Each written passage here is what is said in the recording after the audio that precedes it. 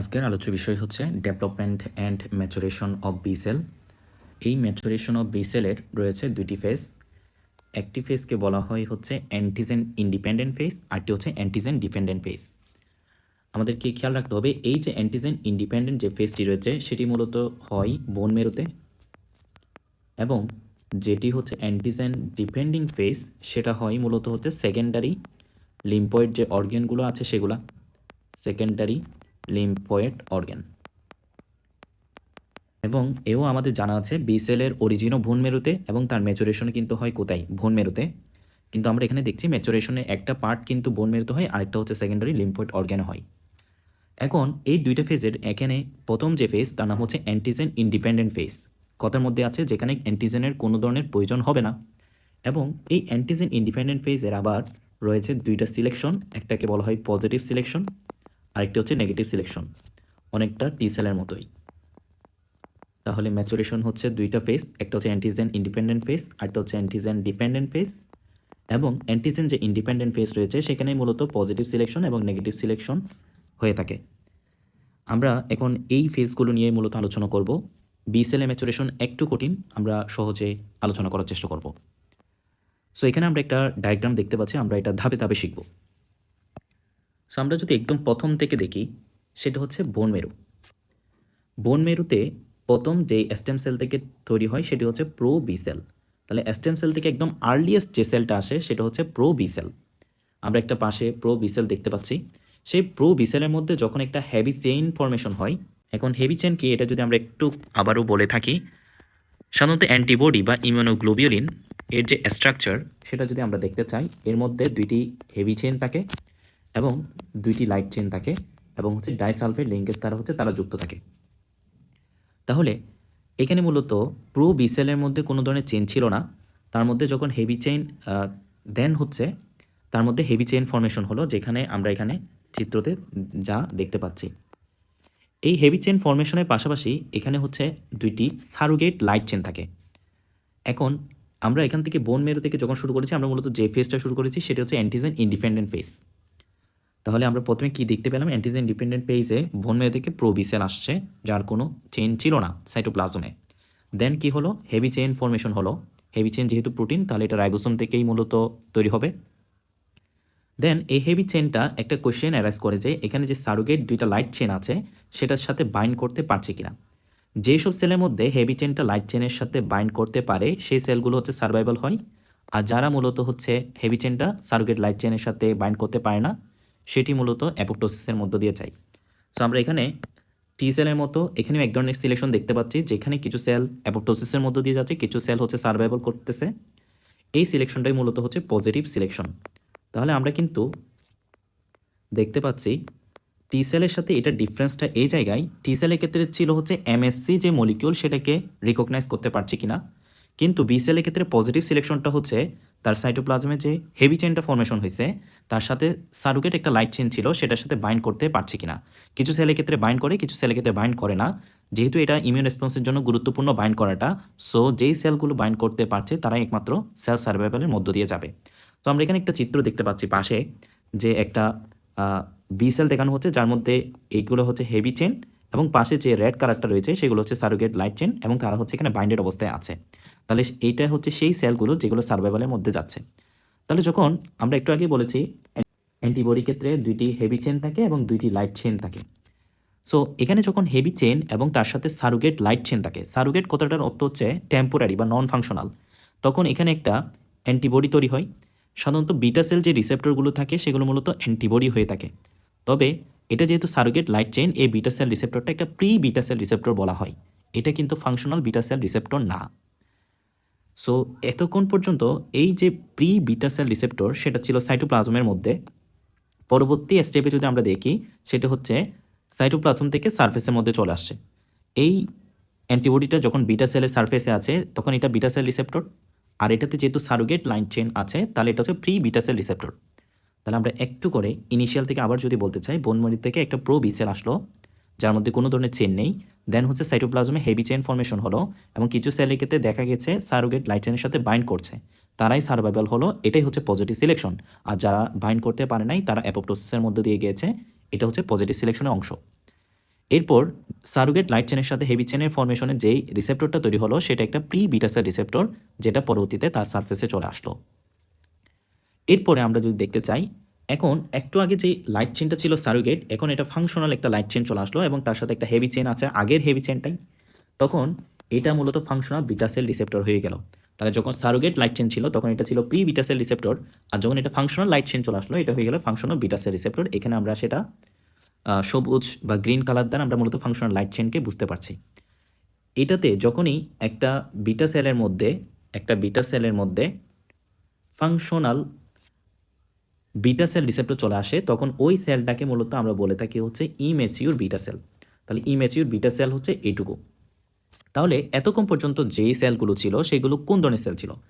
আসলে এই pro beta সেলে হেভি চেন ফরমেশন থেকে শুরু করে একদম প্রি বিটা সেল রিসেপ্টরটা সারফেসে আসা পর্যন্ত যতগুলো সেল আমরা দেখতে পাচ্ছি, এটা একটা সেল, এটা একটা সেল, এটা একটা সেল, এই প্রত্যেকটা সেলকে মূলত বলা হয় হচ্ছে প্রি বি সেল। তাহলে তাহলে আমরা যদি সংক্ষেপ করি, আমরা তিন ধরনের সেল অলরেডি পেয়েছি। একটা হচ্ছে প্রো বি সেল, যার মধ্যে সাইটোপ্লাজমে কোনো কিছু নেই, আর একটা হচ্ছে প্রি বি সেল যেটা একটা প্রি বি সেল রিসেপ্টর তৈরি করছে, এবং লাস্টে আমরা ইম্যাচিউর বি সেল পেলাম যেটাতে যখন ফাংশনাল বিটা সেল রিসেপ্টর আছে। এখন আমরা হচ্ছে সামনের দিকে আগাচ্ছি। এরপর আমাদের যে ইম্যাচিউর বি সেল, এই বি সেলের আমাদেরকে মনে রাখতে হবে এই ইম্যাচিউর বি সেলে কী রয়েছে, একটা ফাংশনাল বিটা সেল রিসেপ্টর আছে, তার সামনে বিভিন্ন ধরনের সেলফ অ্যান্টিজেনকে প্রেজেন্ট করা হয়। এখন সে যদি সেল অ্যান্টিজেনের সাথে বাইন্ড করে ফেলে তখন সেই সেলগুলো অ্যাপোপ্টোসিসের মধ্য দিয়ে যায়, আর যেসব বিটা সেল রিসেপ্টর সেল অ্যান্টিজেনের সাথে বাইন্ড করে না সেগুলো মূলত সার্ভাইভাল হয়।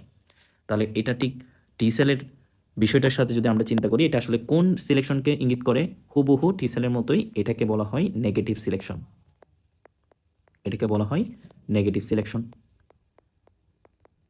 এখান থেকে আসলেই বোঝা যায় কেন সেলগুলো অ্যাপোপ্টোসিসের মধ্য দিয়ে যাচ্ছে। কারণ যদি এই বি সেল রিসেপ্টরটা সেলফ অ্যান্টিজেনের সাথে বাইন্ড করে ফেলে, ইফ ইয়েস হয়, তাহলে ওইটা তো সেলফ টিস্যুগুলোকে ড্যামেজ করবে, যেটা অবশ্যই একটা প্রোটেক্টিভ রেসপন্স হবে না, বরং ডিস্ট্রাপটিভ একটা ইফেক্ট দিবে। সেজন্য সেই সেলগুলো অ্যাপোপ্টোসিসের মধ্য দিয়ে যাওয়াটাই প্রয়োজনীয়। এটাই হচ্ছে মূলত নেগেটিভ সিলেকশন।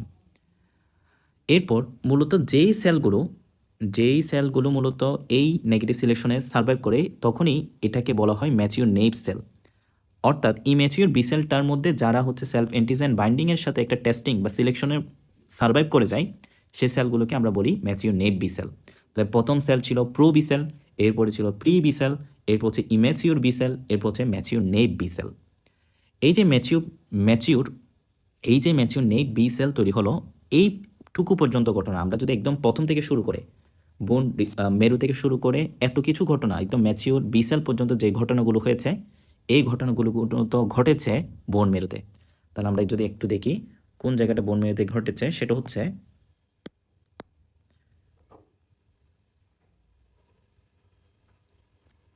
এখান থেকে বোন মেরু থেকে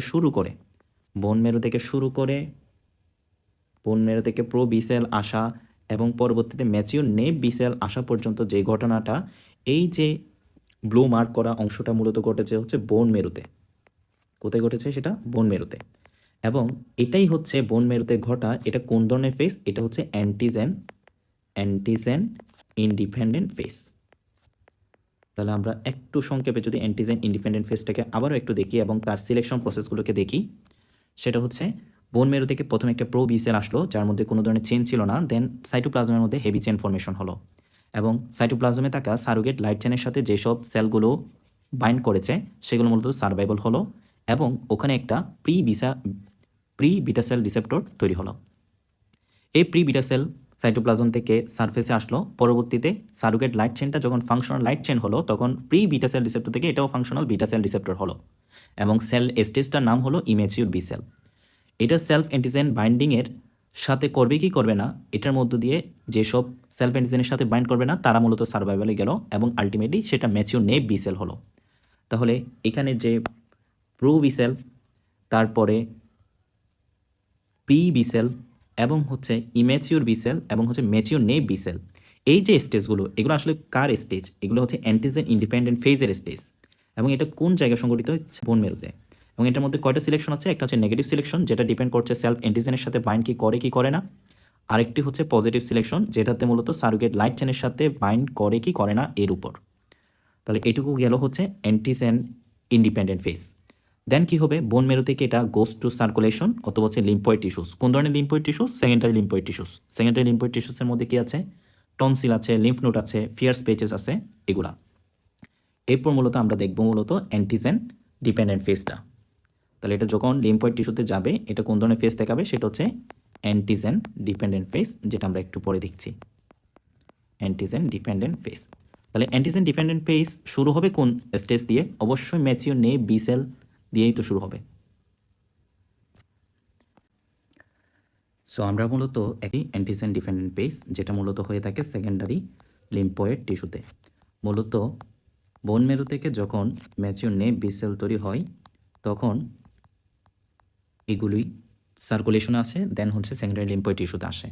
সো আমরা মূলত এখানে একটা বি সেল দেখতে পাচ্ছি, সেটা হচ্ছে সেই বি সেল একটু আগে আমরা যেটা শেষ করেছিলাম ম্যাচিওর নে বি সেল। এখানে আমরা ফাংশনাল বিটা সেল রিসেপ্টরটাকে সংক্ষেপে ওয়াই আকৃতিতে দেখাচ্ছি, এবং আমাদেরকে মনে রাখতে হবে ইনিশিয়ালি এটা মূলত ইমিউনোগ্লোবিউলিন এমটা আসে। সেকেন্ডারি রেসপন্সে এটা কিন্তু ইমিউনোগ্লোবিউলিন জি হয়, বা ক্লাস সুইচিংয়ের মাধ্যমে ইমিউনোগ্লোবিউলিন জি হয়, যেটা আমরা সামনে দেখব। আমরা এখানে ফার্স্ট স্টেজে যেটা দেখতে পাচ্ছি একটা অ্যান্টিজেন এখানে প্রেজেন্ট হয়েছে, অ্যান্টিজেনটা আইজিএম এর সাথে বাইন্ড করেছে। দেন এখানে আমরা দেখতে পাচ্ছি আইজিএমটা মূলত আইজিজিতে কনভার্ট হয়েছে, এটাকে মূলত বলা হয় ক্লাস সুইচ। আইজিজিতে কনভার্ট হওয়ার পর এখানে মূলত ক্লোনাল এক্সপানশন হয়। এই বি সেলগুলো দুই ধরনের সেল তৈরি করে, ম্যাচিওর বি সেল মেমোরি হিসেবে রেখে দেয়, পরবর্তীতে অ্যান্টিজেন আসলে খুব র্যাপিডলি এবং খুব ইফেক্টিভলি রেসপন্স দেখাতে পারে, এবং এখানে বিটা সেল থেকে যেই প্লাজমা সেল আসে সেখান থেকে অ্যান্টিবডি রিলিজ হয়, যেটা পরবর্তীতে অ্যান্টিজেনটাকে ডেস্ট্রয় করে থাকে। তাহলে আমরা যদি একটু 1 মিনিটে রিভিশন করতে চাই, বোন মেরু থেকে প্রথমে যে সেল আসলো সেটি হচ্ছে প্রো বি সেল, যার মধ্যে কোনো হেভি চেন ছিল না। পরবর্তীতে হেভি চেনটা ফর্মেশন হলো এবং সারোগেট লাইট চেনের সাথে বাইন্ড করে একটা প্রি বিটা সেল রিসেপ্টর তৈরি করলো। প্রি বিটা সেল যে রিসেপ্টরটা তৈরি করলো সেটা পরবর্তীতে সারফেসে চলে আসলো, এবং পরবর্তীতে সেটা সারোগেট লাইট চেনটা ফাংশনাল লাইট চেনে যখন কনভার্ট হলো তখন এটা ফাংশনাল বিটা সেল রিসেপ্টর তৈরি করলো, এবং এই স্টেজটাকে আমরা বলতেছি ইমেচিউর বি সেল। তাহলে প্রো বি সেল, দেন প্রি বি সেল, দেন ইমেচিউর বি সেল। সেটা সেলফ অ্যান্টিজেনের সাথে যদি বাইন্ড না করে তখন সেই সেলটা সার্ভাইভ করে, তখন এই সেলটাকে আমরা বলি ম্যাচিউর নেভ বি সেল। এটুকু পর্যন্ত হচ্ছে অ্যান্টিবডি ইন্ডিপেন্ডেন্ট ফেজ। দেন এই অ্যান্টিজেন ইন্ডিপেন্ডেন্ট ফেজ থেকে তৈরি হওয়া ম্যাচিউর নেভ বি সেলটা অ্যান্টিজেন ডিপেন্ডেন্ট ফেজে প্রবেশ করে, সেটা হচ্ছে সেকেন্ডারি লিম্ফয়েড টিস্যুতে। সেটা মূলত একটা অ্যান্টিজেনের সাথে বাইন্ড করে, তার যে ফাংশনাল বিটা সেল রিসেপ্টরটা ছিল সেটা ইনিশিয়ালি আইজিএম ছিল, সেটা ক্লাস সুইচিংয়ের মাধ্যমে আইজিজিতে কনভার্ট হয়েছে। এরপর ক্লোনাল এক্সপানশনের মাধ্যমে দুই ধরনের সেল তৈরি করে, একটা হচ্ছে মেমোরি বি সেল, আরটা মূলত প্লাজমা সেল। প্লাজমা সেল থেকে অ্যান্টিবডি রিলিজ হওয়ার মাধ্যমে অ্যান্টিজেনটাকে ডেস্ট্রয় করে থাকে। এটাই হচ্ছে ম্যাচুরেশন অফ বি সেল।